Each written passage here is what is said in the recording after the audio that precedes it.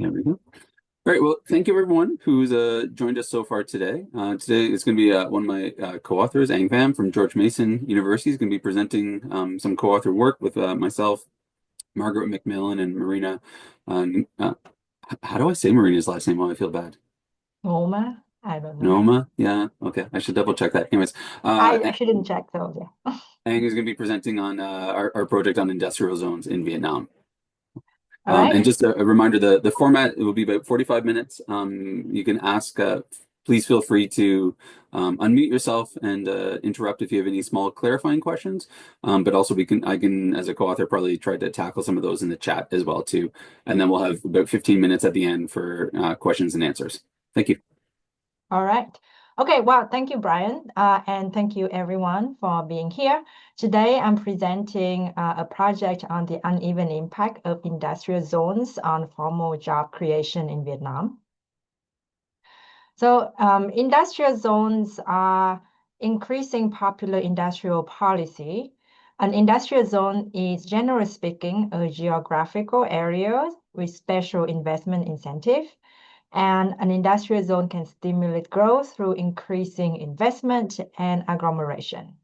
By 2018, there were about 5,400 industrial zones across 147 countries.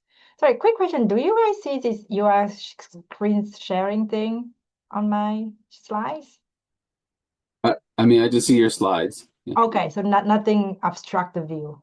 No, no, no. Okay, Seems fine. okay, good, thanks. So in Vietnam, industrial zones play a central role in attracting foreign investment and creating manufacturing jobs. However, there is a remarkable heterogeneity in zones' performance. Some zones generate thousands of jobs within a few years, while others attract few firms and create minimal jobs. So understanding what determines the heterogeneity is important for many developing countries that are investing heavily in zones-based policies. Specifically, many policymakers and practitioners in several African countries like Ethiopia or Sierra Leone actually consider Vietnamese industrial policies and industrial zones to be valuable lessons for their countries. Our contribution in this paper, we will provide comprehensive and detailed evidence on the effects of industrial zones in Vietnam on private formal employment and firm creations. Specifically, we use detailed firm-level data that allows us to track outcomes both inside and outside of the zones, firm ownership, and industrial sectors like manufacturing versus other industries. We also document and analyze substantial heterogeneity in zone performance. Specifically, we pointed out that location, particularly zones that are closer to major ports, is an important determinant of zone success. And even among zones that are close together and close to the major port, we find a substantial heterogeneity. Specifically, many zones, despite that they are in good location, have really struggled to become operational, attract investment, and create jobs. So to the best of our knowledge, our paper is the first to highlight and examine this substantial heterogeneity, even among zones that are close together and have very good locations. Lastly, we carefully think about spatial agglomeration and spillovers in staggered adoption framework when industrial zones can be close together and as the zones fills up. So the existing papers in the literature, to the best of our knowledge, almost treat the zones like an isolated island surrounded by zones areas, and the spillover effect is coming from zones to non-zones areas. An exception to this is Wang 2013, And even in WONG 2013, they don't even take into account that the nature of spillovers might change as nearby zones fills up. So our paper is going to try to capture all of that.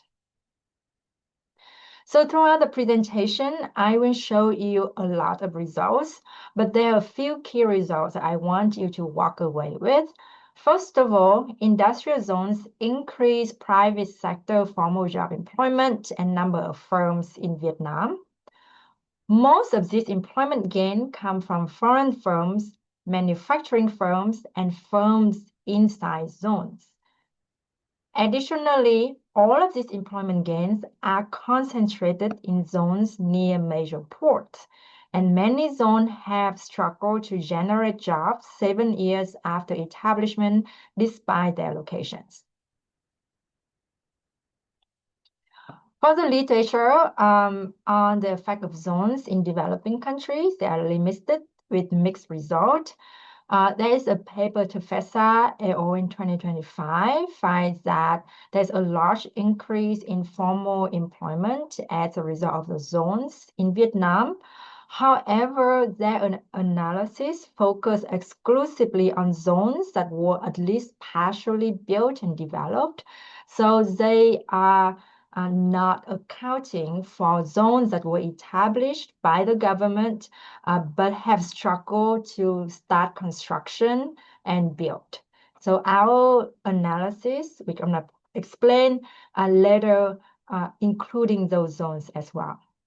And the evidence from China, India, Indonesia, Ethiopia, Bangladesh, Bhutan, and Nepal. As the background of industrial zone in Vietnam, so industrial zone in Vietnam offer infrastructure, financial incentives, and simpler processes, especially for foreign firms who want to invest in Vietnam.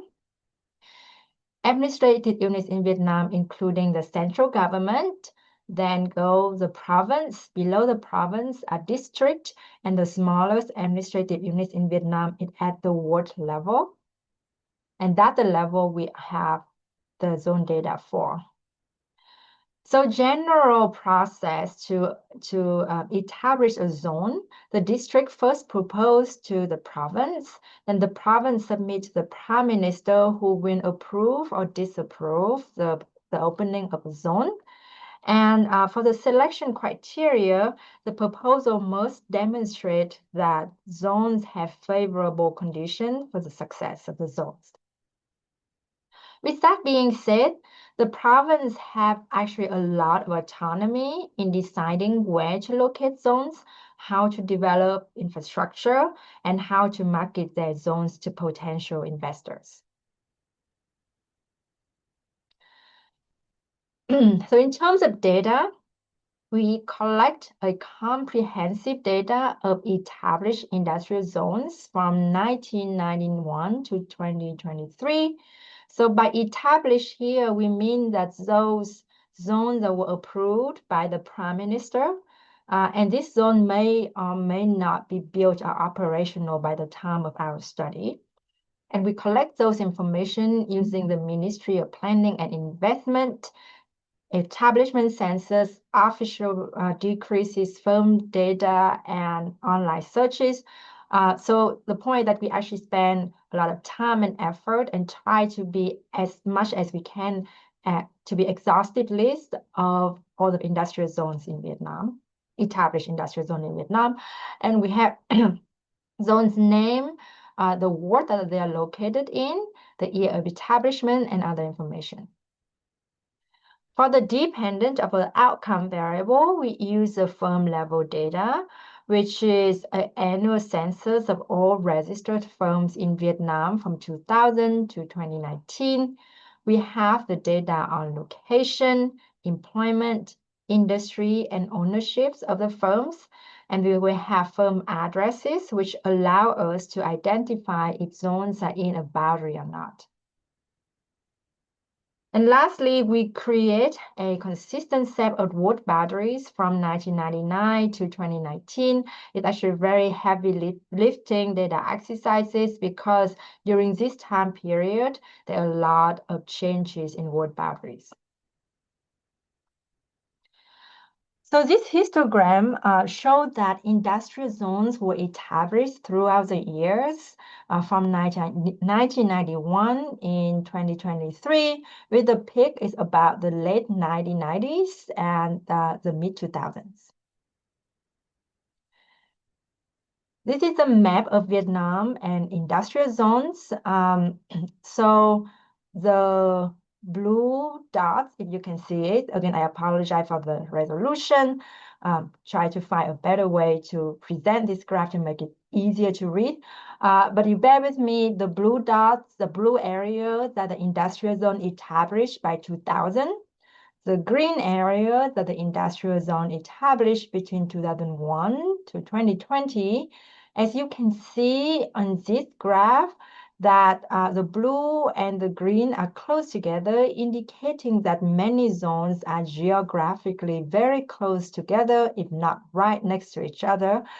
So basically, it is very hard to imagine in our case that we can treat zones as an isolated island surrounded by non-zones area when we account for spillovers. The first thing, the zones are very close together.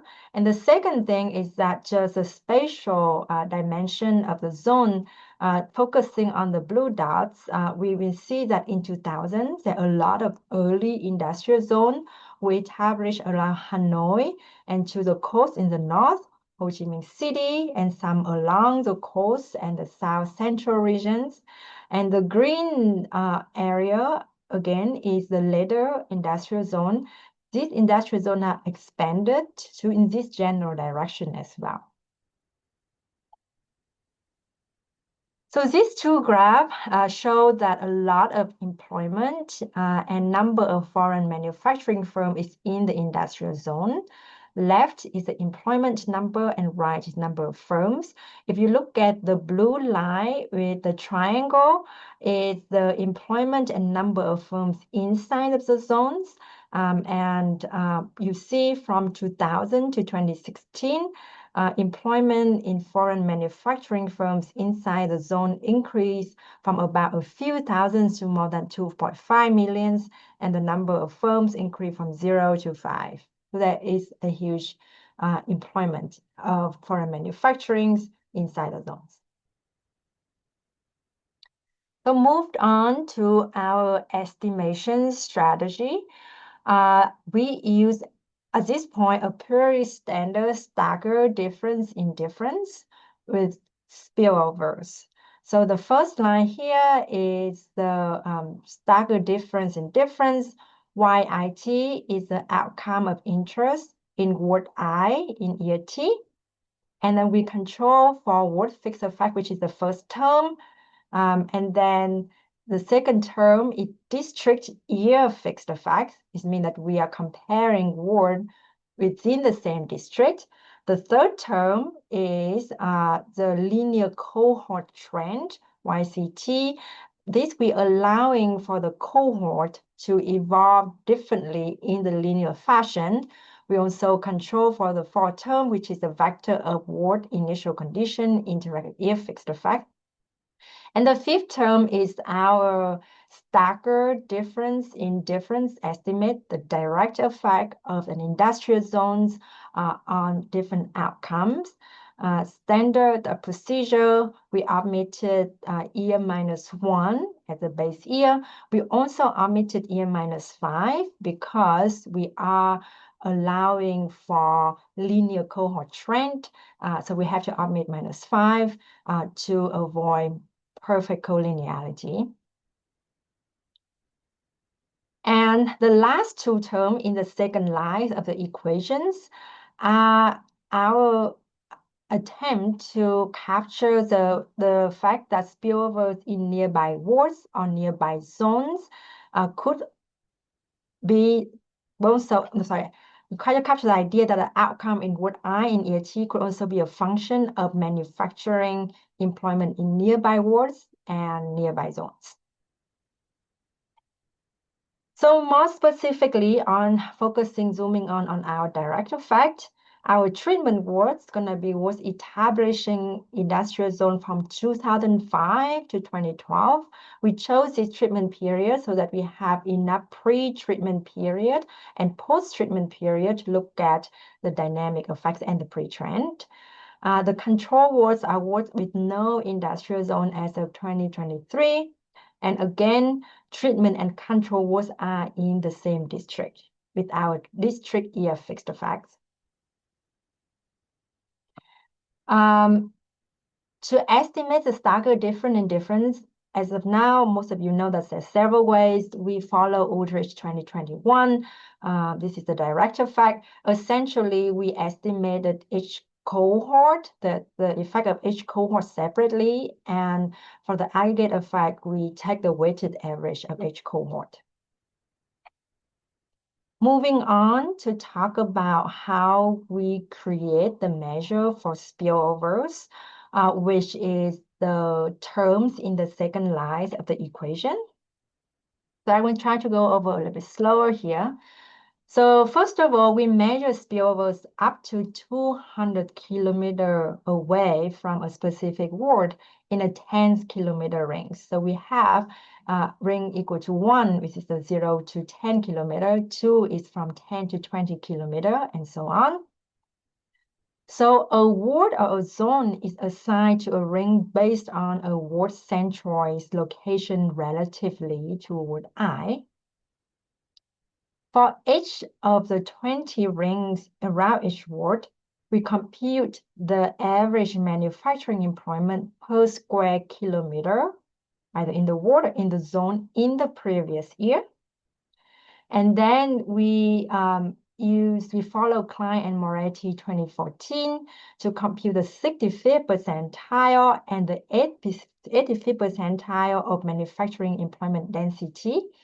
And if they are less than 65th percentile, it's a low manufacturing employment density.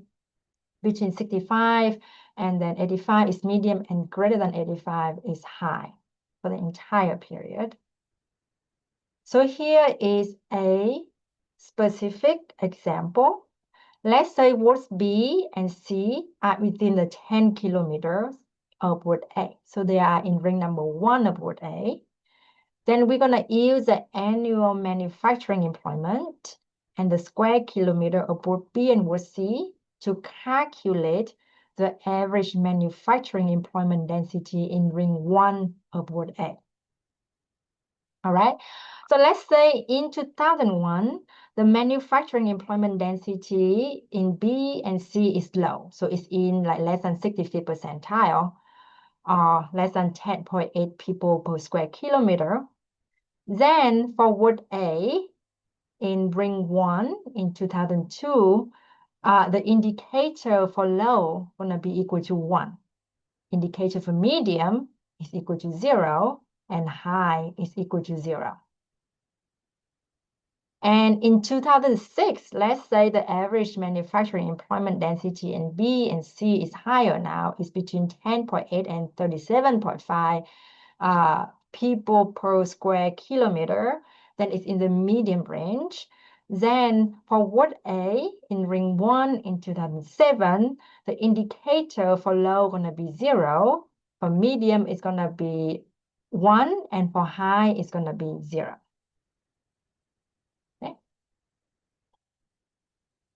So before I show the direct effect, I want to point out the initial characteristics of treated and control wards. In general, treatment and control ward look similar in several initial conditions.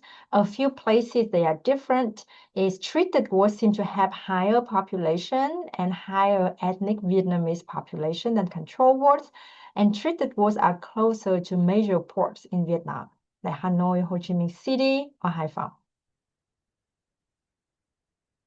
This graph shows the stacker in different results event studies for cohorts, the average cohort 2005 to 2012. Left panel is the employment, right panel is number of firms, and we focus on year 7, which is the last estimate that on this graph. So in terms of employment, 7 years after zone established, employment increased by about 2,000 employees, and number of firms increased by about 10.5. So to put that in perspective, the average employment in year -1, meaning that 1 year before a zone established, is about 1,000 employees. So therefore, an employment gain of about 2,000 by 7 years after zone was established implied that employment growth in wards with zone was about 21% per year. To benchmark, in Vietnam from 2000 to 2017, the manufacturing employment increases by about 10% per year. This slide will show the result breaking down by ownership, foreign and domestic, by sectors, by location. So focus on employment, which is on the left columns. We will see that basically most of employment gain coming from foreign firms, manufacturing firms, and firms that inside of the zones. And the increase in the number of firms, which is in the right columns, coming from domestic firms, manufacturing firms, and firms inside the zones. So these are the average effect, the average direct effect of industrial zones. But underlying that average effect, there is a huge heterogeneity in employment. To illustrate, we plot the employment of zones established in 2007 over the years. So the 10 percentile is the green dashed line, and the 90 percentile is the yellow line. As you can see here that the 90 percentile look very different from the 10 percentile, indicating that this growth, the average effect is not homogeneous, but it's a huge heterogeneity. Some zone is doing much better than another zone. So we're going to proceed to try to understand what explains this heterogeneity. So as a first step, we divided, we do our analysis separately for zones that, for ward with zones that are near major ports like Hanoi, Ho Chi Minh City, or Haiphong. So the one near major port, the estimates are reported in black, confidence interval and circle point estimate. And those far away from major port are indicated in red, confidence interval dash, and also diamond point estimate. And you can see from the employment perspective, left panel, all employment gains come from wards with zones near port. Right panel is number of firms. The number of firms in ward with zones near or far from ports look more similar.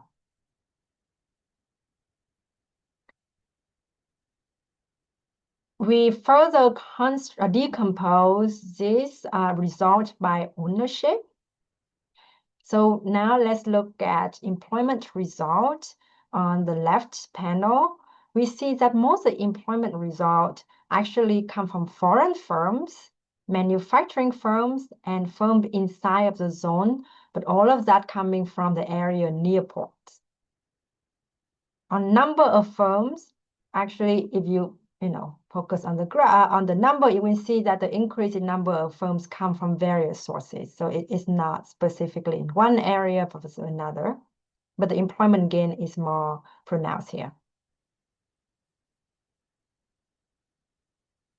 Okay, so one thing we just kind of nailed out the point here that location is really important. Zones near port create way much more employment than those further away from port. So the question is, all right, so all of the zones near port, all of them, are they all successful, or is there a heterogeneity among them? So now we are zooming in, just focusing on those at near port, and we see the tremendous heterogeneity even among zones that near major port, although have good location. So this graph, this scatter plot, is plotting for all cohorts, 2005 to 2012. X-axis is the number of workers before the zone was established, 1 year before the zone was established. The Y-axis is the change in the number of workers from 7 years after the zone was established to before the zone was established. And those that close to zones that are close to, wards with zones that are close to major port are the one in circle and green. And again, as you can see here, even though zones that are near ports employment, there's some zones that grow very little in the employment, determined by the bottom left here, and some are growing by a lot, we're seeing by the top left here. So even among those that with tremendous, very good locations, not all of them are successful. So now the question is why? So we started some qualitative case studies to further zoom in the successful and unsuccessful zones.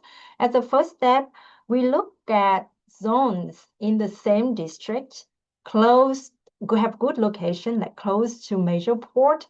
Why is it some zones are successful and some zones are not successful? So I'm going to present the case study shortly, but kind of a big picture takeaway from this case study, it seems like that in unsuccessful zones, developers failed to construct or complete the infrastructure that need to attract investment.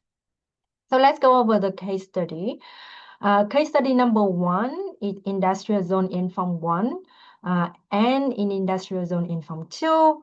Inform 1 was established in 2006. Inform 2 was established in 2008.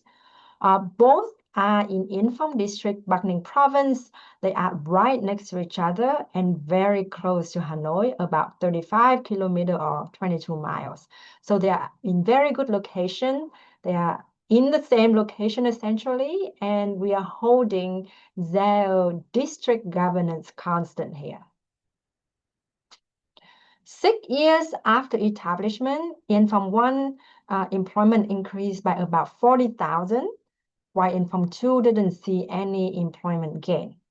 So we read through a lot of just different things about Inform 1 and Inform 2, and one thing that jumped up to us is that Inform 1, the developer was Vigracera, a very well-known construction company in Vietnam, while the initial developer of Inform 2 was Songda Construction Joint Stock Company. This is actually a construction arm of Songda Hydropower Company. And the construction arm went bankrupt. The project itself was terminated in 2017. So between 2008 and when Songda Construction Company was a developer, Inform 2 was never got built.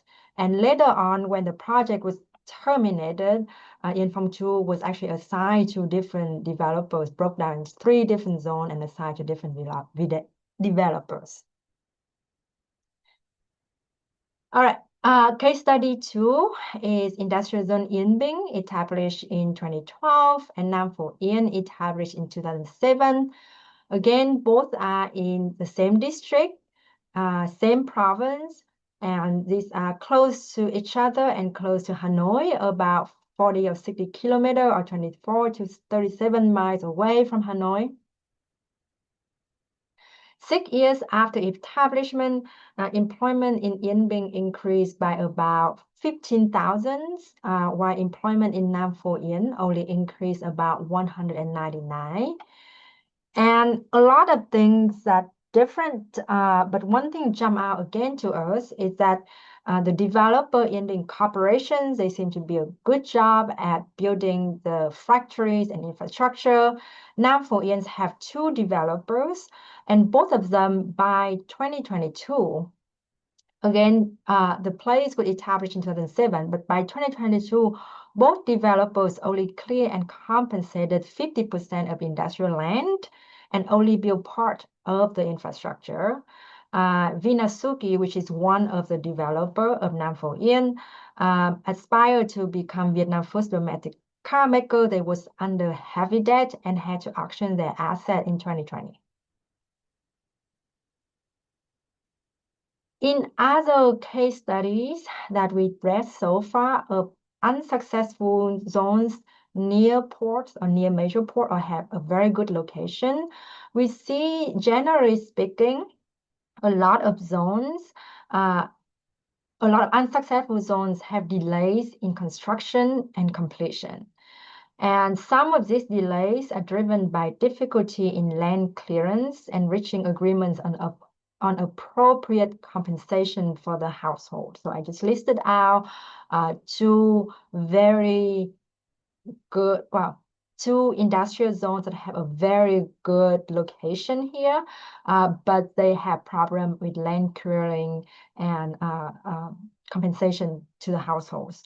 So in the discussion later on, we would love to hear what do you think on basically what other things that you think contribute to why some zones, despite of their very good location, become unsuccessful, and great to hear suggestion on how we could systematically do that analysis as well. Okay, so with that, I want to spend the rest of the time talking about how we estimate our spillovers. So the way we estimate our spillovers is very similar to our equation when we estimate our direct effect. But now, since we want to capture the magnitude of the spillovers, one thing we do differently is that we're replacing district year fixed effects with only year fixed effects. And the reason for that is that we want to capture the spillover between two adjacent districts. If we put in district year fixed effects, we won't be able to get the magnitude of the spillover between two adjacent districts. And to remind you of what is our coefficient estimate of the spillovers represent, again, is the second line here, the coefficient in the second line here.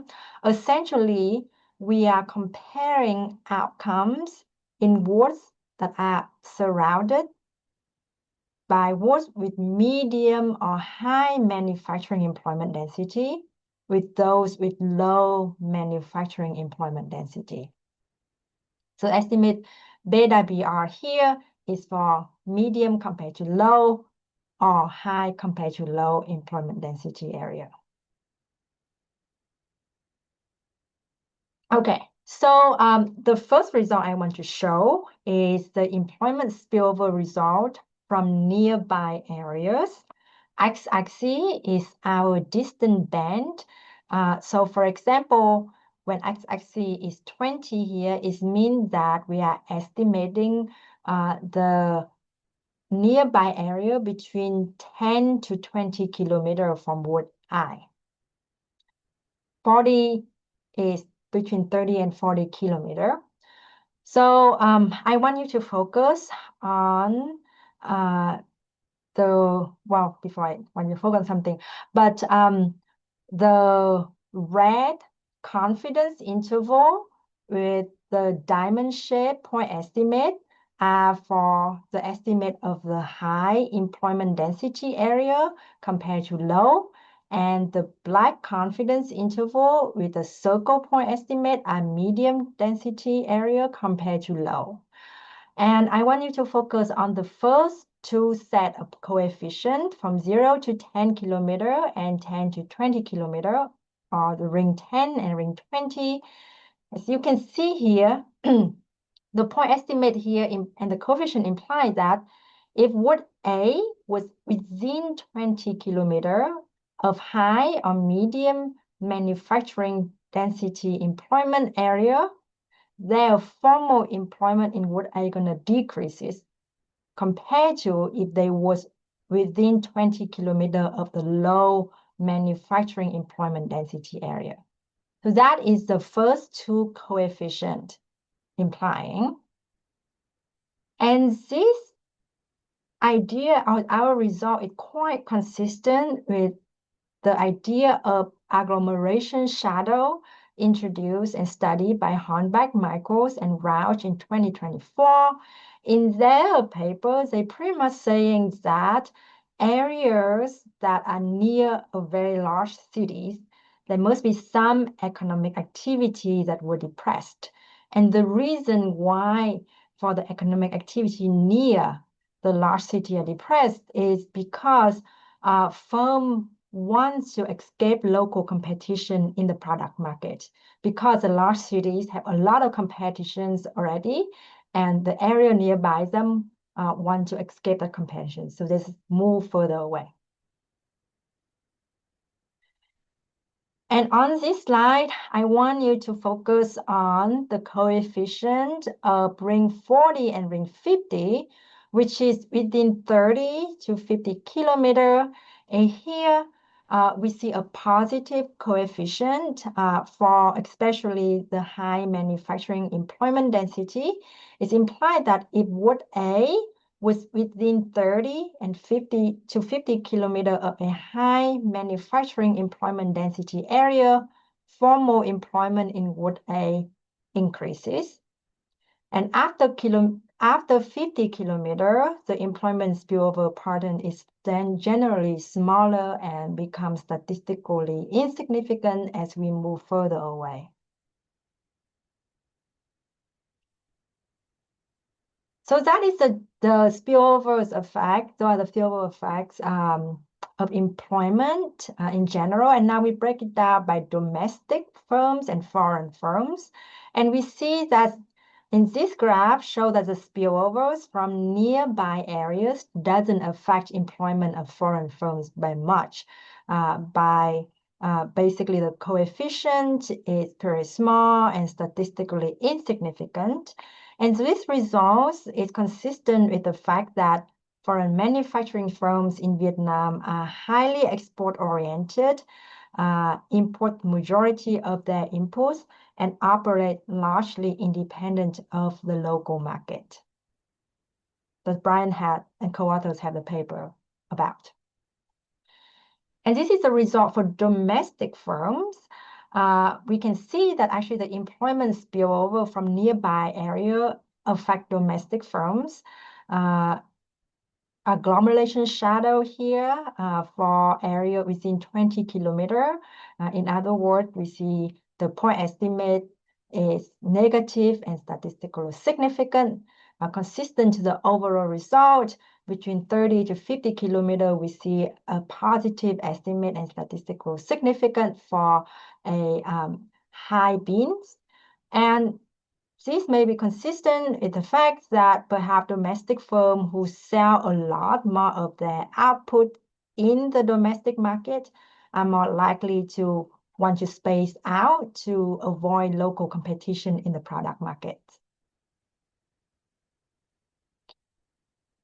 I want to quickly show you the result of the employment spillovers from the nearby zones. So the previous result is from the nearby area. So it doesn't matter that areas have zones or not. And this result is zooming in from the nearby zones. And you can see that the employment spillover result for nearby zones are much more mute compared to those from nearby areas. So to conclude, first of all, on the direct effect, we see that industrial zones increase private formal sector employment and number of firms. The increase in the number of firms come mostly from domestic firms, but these firms create minimal jobs. And most of the employment gains come from foreign firms, manufacturing firms, and firms inside zones. Location matters a lot. All employment gains are concentrated in zones near the major port, and firms that are far away from the major port generate minimal employment. Even among zones in close proximity and zones that are near port, there is still a substantial heterogeneity. And basically, this implies that zone-specific factors such as developer capacity, infrastructure quality, and other idiosyncratic factors may determine the success of a zone. And I think all of that is saying, hey, simply establishing open zone is not enough. Location and implementation qualities matter tremendously. In terms of spillovers, we see that foreign firms are not significantly affected by spillovers from nearby areas. Again, this is consistent with the fact that foreign manufacturers in Vietnam are highly export-oriented and operate largely independent of the local product market. And all the observed spillover patterns from nearby areas, they only affect domestic firms. And again, this result may suggest that domestic firms are more concerned with local product market competition. And lastly, manufacturing employment density from nearby zones generated much less spillovers compared to manufacturing density from nearby areas. And with that, I end my presentation here. It's actually much faster than I expected. There was no clarifying questions. Brian did a very good job in the chat. But yeah, open up for discussion, questions, suggestion. Yeah, so just to clarify, so at this point now we have about 15 minutes, give or take, maybe a little bit longer since the presentation finished a few minutes early. So if you do have questions, please feel free to unmute yourself and just direct your question in. Thank you. Can I have a question? Yes, so Yes. let me turn on. So yes, I would like to ask like how would you define like when the special economic zone is open? Because it seems like there are two milestones in the establishment of the zones is when the infrastructure developer got the land and start building the infrastructures, and then when they finish the infrastructures. As far as I know, they're gonna be two separate like decree issued by the government, one for investment, one for establishment. It seems to me like you are choosing like the investment decree Yes. timing as I see. So we are choosing the government establishment decree. So yeah, so basically, as soon as the prime minister is saying that I approve the zone, and the provincial is saying the same thing, that is when we started our treatment time. Doesn't matter whether the developer start building or not. I see. So it's the approval for investment, right? Yes. So Oh, basically, okay. yes, like the prime minister, most likely from the prime minister office. Yes, yes. And Thank we you. think that is very important, especially in the case of Vietnam, because sometimes it takes a very long time for the approved developer to start their construction off the ground. And that is very important to kind of acknowledge that and understand why. I see. I see. Thank you. Thank you. Hi, I have a kind of a question to discuss about when you're talking about like some zones doesn't create a large amount of employment versus the other, and mostly comes from the gain mostly come from foreign firms instead of the private, like instead of domestic firms. I would think about like we can look into the characteristic of the foreign firms versus the domestic firms. So, for instance, I know that the resources of the capital comes from domestic firm. To my knowledge, I think it's a lot. Like part of that, this comes from the borrowing, the debt.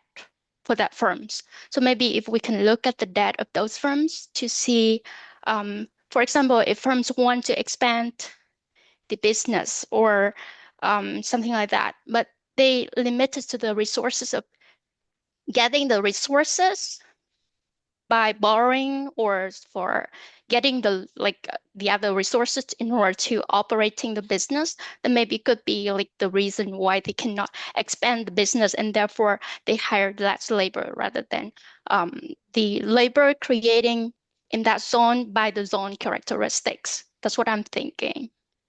Yeah, I would say definitely there are a lot of differences between foreign firms and domestic firms, and source of finance is Yeah. and financial capability is part of it, like credit constraint is part of it. Totally agree. Unfortunately, I don't think our data have information on the source of the financial source. Even for domestic firms, we don't know where they're borrowing from, and all of that. We know some debt to equity ratio, but it's not really quite the same. Oh, I see. Yeah.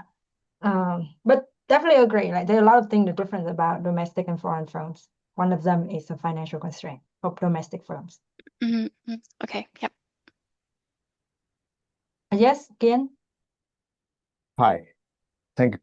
Yes, thank you for the presentations. I have a question. So on the spillover analysis, am I understanding correctly that you have a part of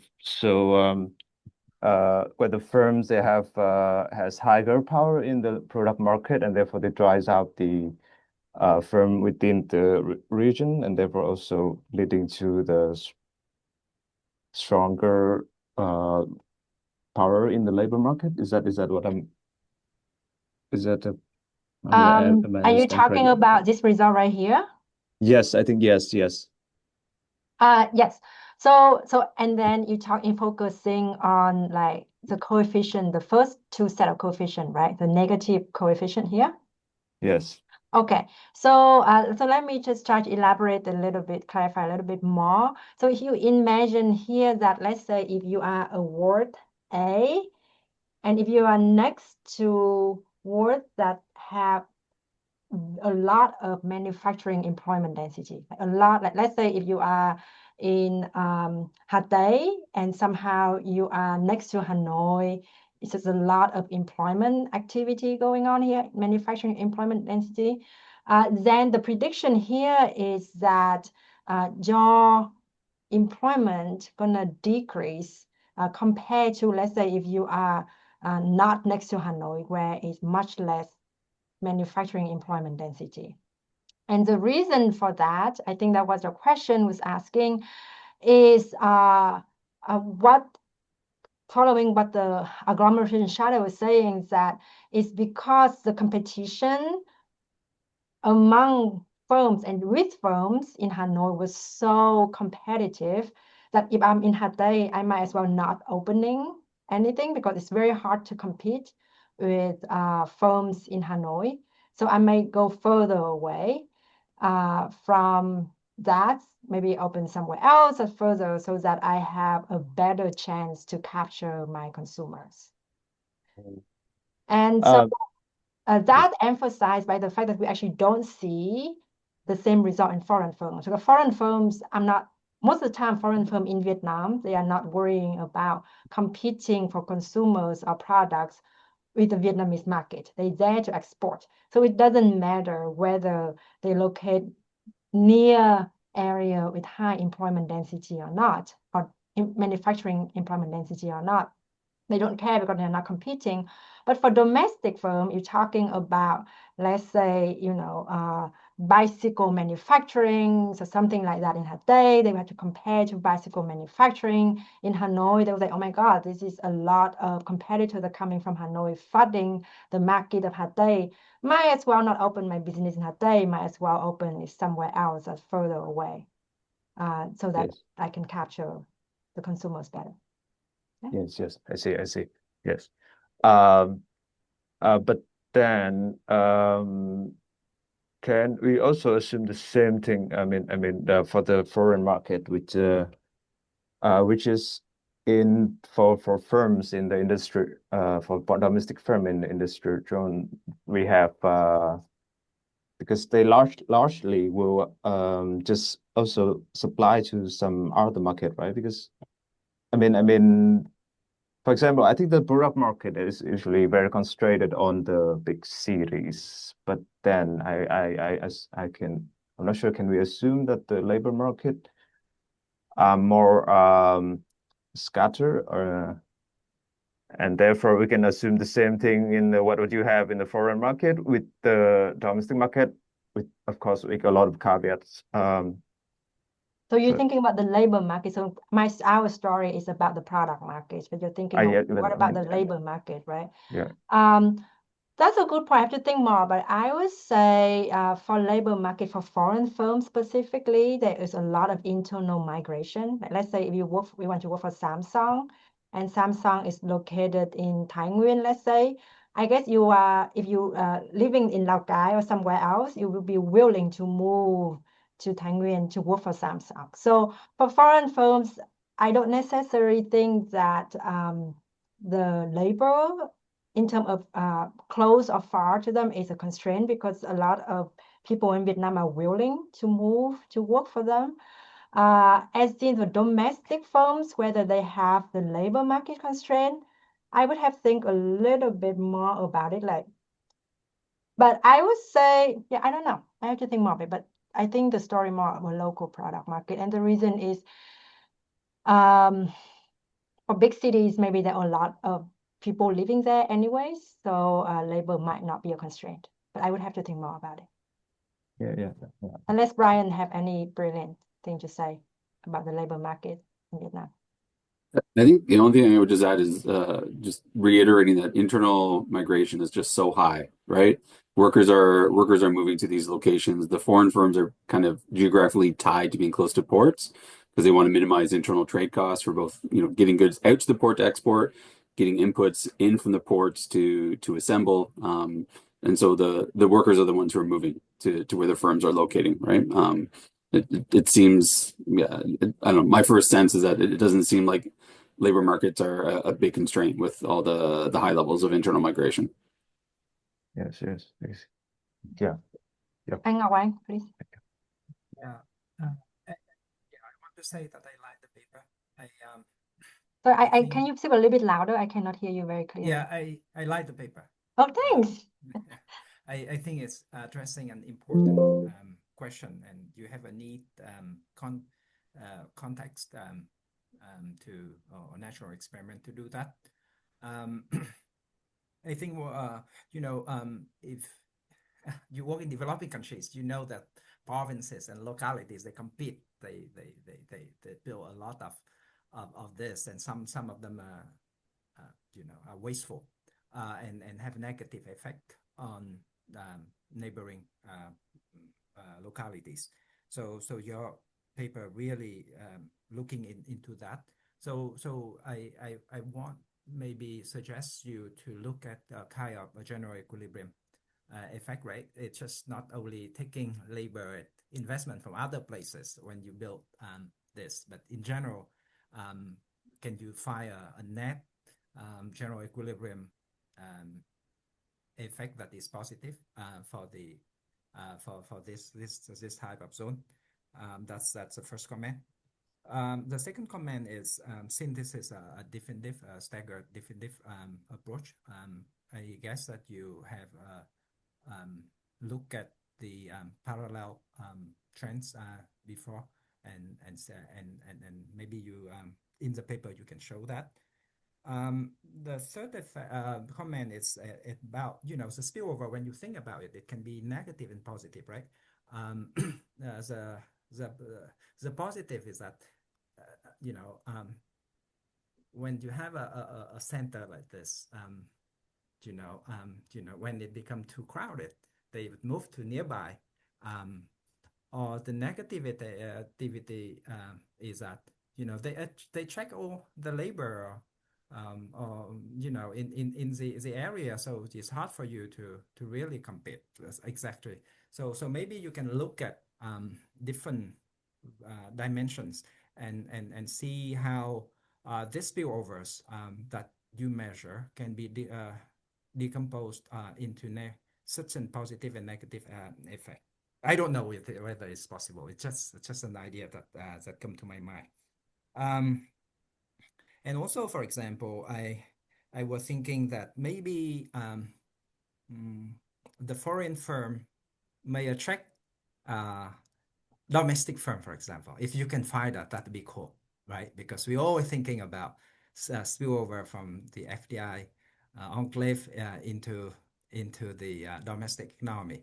If you somehow can show that would and you know, even if you find no effect, that would be interesting too. But I was thinking that if you can pinpoint some spillover between the two sectors, that would be great. Thanks. Okay, great. So let me try to go from maybe easiest to hardest first. So the easiest is the parallel trend assumption. So here we show the event study, and you can see that, you know, after we take into account pre-trend, the event study show there is no pretty much the pre-period, the coefficient is around zeros and not statistically significant. We show for individual cohorts as well in the appendix. So I think that part is fine. And the second part is about, I think, yeah, you talk about spillovers, and it could be negative and positive, and in decomposing, what part explain negativity, what part positivity. I would say at this point, it will be very hard to decompose because we already slide the data quite almost exhaustively in the meaningful way. And you can see that now we just say that on net, there is a negative spillovers from the areas that have a lot of economic activity to the nearby area, and positive if they are a little bit further away. Yes, as in, I agree that employment, that foreign firms create jobs and attract domestic firms. I think it's that kind of the story that Vietnam and a lot of other countries really want to build, that foreign firms kind of have input-output linkages or something and make domestic firms stronger and grow. From the spillover perspective, I think we have to think more about whether we can do it. But here from if we just decomposing the ownership structure of the effect of the zones, we see that actually most of the employment gain is from foreign firms and domestic gain is very little. So depending on if you think this 200 employees in domestic increases is good or bad, it is really dependent. And here is already a very good zone that in a good location near port. So I would say at this point, I would say that with the caveat that we haven't done to nearby areas and so on, that the spillover from foreign firms to domestic firms in terms of employment is quite minimal. And that is not a thing that I guess the policymakers really happy about. The fourth thing is the hardest thing, which is the general equilibrium. I'm not sure we can do it. I think among our co-authors, we don't really have that expertise to model and everything. And even within the model, I don't, at this point, to my limited knowledge, I don't necessarily think that there is a good model to capture general equilibrium of saying that, hey, is the zone actually created jobs for Vietnam, or is just like kind of shifting from one place to another? One thing we can say for sure within our framework that we can show is that existing firms doesn't move from non-zone area to zone area. So that thing we can show. But as in hypothetically, counterfactually, in the absence of the zones in Vietnam, what the Vietnamese economy would look like, I think it's going to be very challenging for us. I mean, you don't have to go through the whole country, right? So you can measure the effect and how it changed from the very close to a little bit further and a little further localities, and add them on the map, right? And then that would be the general equilibrium. Yeah, I'll stop here. I think there's a lot of other people who want to speak, but I just, maybe you can talk more later. Yeah. Okay. All right. If I can maybe just interrupt for two things. One, I just want to say, we are at time, sort of 1 hour. I'm perfectly happy to stay online and ask, continue to discuss. You're more than welcome to stay online. Just wanted to raise that issue. And secondly, just as a quick follow-up to one of your questions, I think the foreign firms in some cases are attracting other foreign firms. Right. So like we were looking at one of the examples was Yanfang 1 industrial zone, right? That's where, if I'm remembering this correctly, that's where Samsung first locates, right? And you can see a whole wave of other South Korean firms in electronics come to that same zone. Our data won't exactly allow us to identify, are they suppliers to Samsung? But my guess is that a lot of them are, right? That Samsung brought a whole network of other foreign firms from South Korea with it when it came to Vietnam. Yeah, true. Thanh, you have a question? Hello. Yeah, thanks for the presentation. I really like the paper. I just would like to follow the comment and discussion by Mr. Ngọc Anh about the spillover effect. And I think that would be like a very interesting if you can say something about like the aggregate TFP, like how the reallocate the labor reallocation from domestic firms outside the zone to the foreign firm inside the zone. I mean, like the labor reallocation, how it affects to like the aggregate total factor productivity of province or like of the whole economy, something like this. That would be like a very interesting. I think like it could be like a measurement for the spillover effect in general. Yeah, that's just my comment. Yes, so we have thought about TFP, and I would say it is actually pretty challenging to have an accurate measure of TFP in our case. And the reason is because we are doing like pre and post attachment of zones or not. And besides the different data limitation that the literature know about TFP is basically when there is no zone, it's really hard to say what the TFP of the zone is.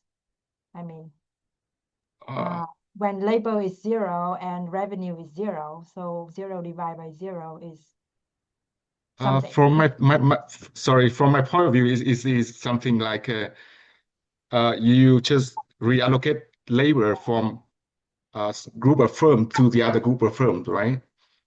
So if if a high productivity firm attracting more people is going to be good for the economy, but if there was like a lower productivity firms, they're going to be like a harmful for the economies. Yeah, actually that's a good point. So first of all, yeah, I get you. So first of all,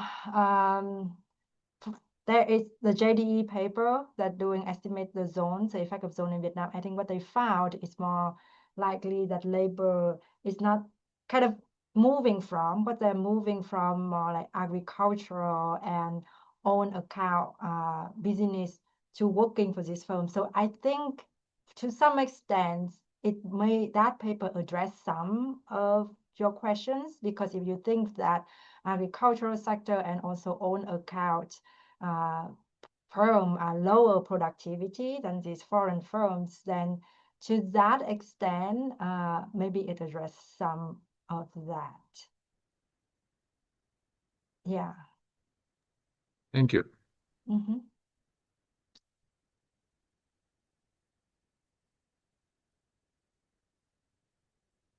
Yeah, and in this paper, we actually don't focus too much on like quote unquote structural transformation from low productivity on high productivity. We actually spend a lot of time trying to think about why is it that some zones are so successful and other zones are not? Putting location as, like, location is very important, but putting aside, what is it? So that is kind of the focus of paper, but totally agree that the transformation from low productivity to high productivity is also very important. But good thing is we have the JDE paper to cover some of that, even the caveat that they have.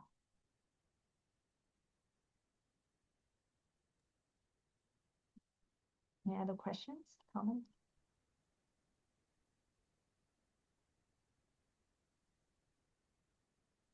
Okay. Okay. Well, I guess if there are no more questions, then I'll take this opportunity to thank everyone once again for joining us today. But we definitely appreciate your feedback, and it's nice to see you online joining us.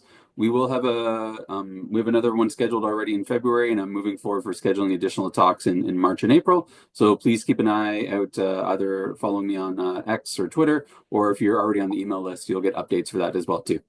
All right. Wonderful. Thank you very much, everyone. Thank you. Bye. Thank you.